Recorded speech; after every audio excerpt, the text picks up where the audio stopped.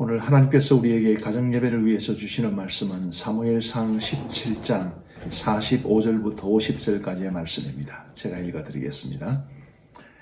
다윗이 블레셋 사람에게 이르되 너는 칼과 창과 단창으로 내게 나아오거니와 나는 만군의 여호와의 이름 곧 네가 모욕하는 이스라엘 군대의 하나님의 이름으로 내게 나아가노라. 오늘 여호와께서 너를 내 손에 넘기시리니 내가 너를 쳐서 내 목을 베고 블레셋 군대의 시체를 오늘 공중에 세워 땅의 들짐승에게 주어 온 땅으로 이스라엘의 하나님이 계신 줄 알게 하겠고 또 여호와의 구원하심이 칼과 창에 있지 아니함을 이 무리에게 알게 하리라. 전쟁은 여호와께 속한 것인즉 그가 너희를 우리 손에 넘기시리라.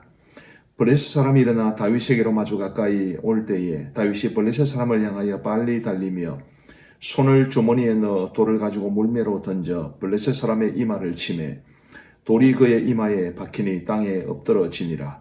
다윗이 같이 물매와 돌로 블레셋 사람을 이기고 그를 쳐 죽였으나 자기 손에는 칼이 없었더라.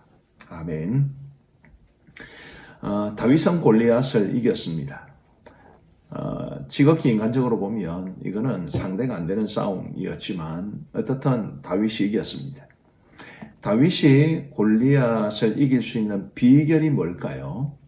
달리 말하면 다윗은 어떤 무기를 가지고 골리앗을 향해서 나아갔겠습니까? 물론 다윗이 실제로 손에 들고 나간 무기는 물맷돌이었습니다. 그러나 그것만 있었던 것은 아니겠죠. 45절 말씀을 다시 한번 보시면 다윗이 블레셋 사람에게 이르되 너는 칼과 창과 단창으로 내게 나아오거니와 나는 만군의 여호와의 이름 곧 네가 모욕하는 이스라엘 군대의 하나님의 이름으로 내게 나아가노라. 자, 다윗은 뭘 의지하여서 무슨 무기를 가지고 싸움하러 나간 것입니까? 하나님의 이름, 만군의 여호와의 이름을 가지고 골리앗과 싸웠지요. 우리가 이 골리앗이라고 하는 존재를 우리의 현실의 벽이라고 하면 생각해 보십시다. 현실의 벽은 참 극복하기 힘이 들지요. 예를 들면 우리 학생들이 성적 조금 올리는 게 너무 어렵고 또 직장에서 성질을 난다거나 혹은 직장에서 직면하고 있는 여러 가지 많은 어려움들을 극복해내는 것은 결코 쉬운 일이 아닙니다. 요즘 우리나라 젊은이들이 취직을 하기 너무 어렵다 이런 이야기도 많이 하는데 이 취업의 문을 통과하는 것도 여간 어려운 것이 아닙니다.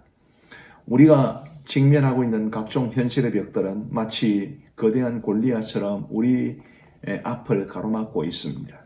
그럴 때 우리에게 다윗이 골리앗을 향해 나아갈 때 했던 이 말처럼 우리도 하나님의 이름으로 우리 앞에 놓여진 이 현실의 벽을 돌파할 수 있게 되기를 간절히 바랍니다.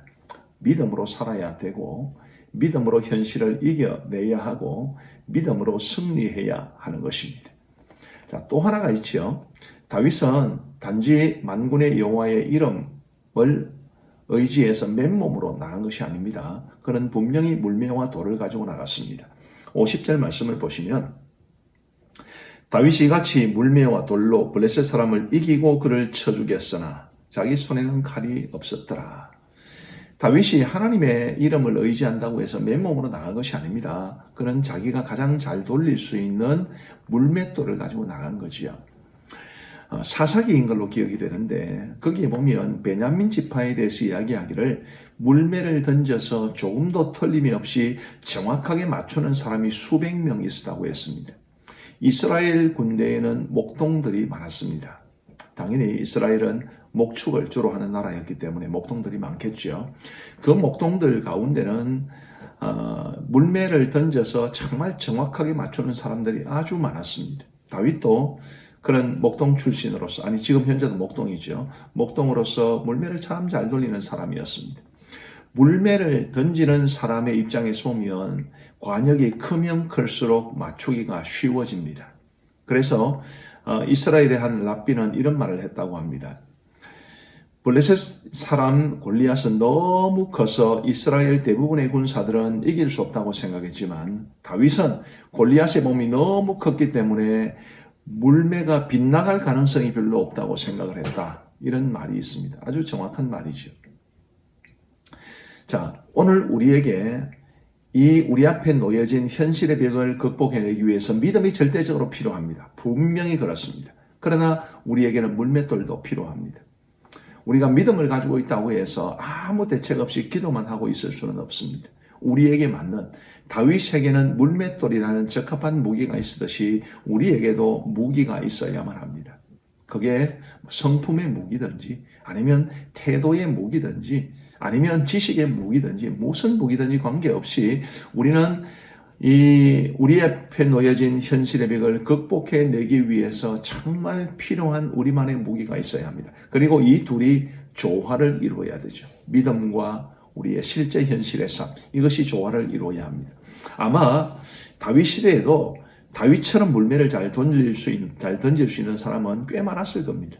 그러나 그들은 믿음이 없었지요. 다윗처럼 말이죠. 믿음도 있어야 하고 그리고 물맷돌도 돌릴 수 있어야 합니다. 믿음이라는 것은 자신이 가지고 있는 가능성을 극대화시켜 줄 수 있습니다. 지금 다윗이 물맷돌을 던질 수 있었지만 다윗처럼 잘 던질 수 있는 사람들도 많았단 말이에요. 근데 그들에게는 무엇이 없었습니까? 믿음이 없다 보니까 그들이 잘 돌릴 수 있는 그 재주마저, 그 기술마저 지금 사장시켜 버리고 있었는데 다윗은 그런 자신의 장점을 최대한 발휘할 수 있는 믿음이 그에게는 있었던 것입니다. 우리 앞에 놓여진 현실의 벽이 아무리 무겁다 할지라도 우리가 믿음을 가지고 있으면 그리고 우리의 물맷돌을 잘 개발하면 하나님께서 우리가 가진 그 믿음을 통해서 우리가 가지고 있는 장점을 최대한 잘 발휘할 수 있는 길을 열어주실 것이라고 믿습니다.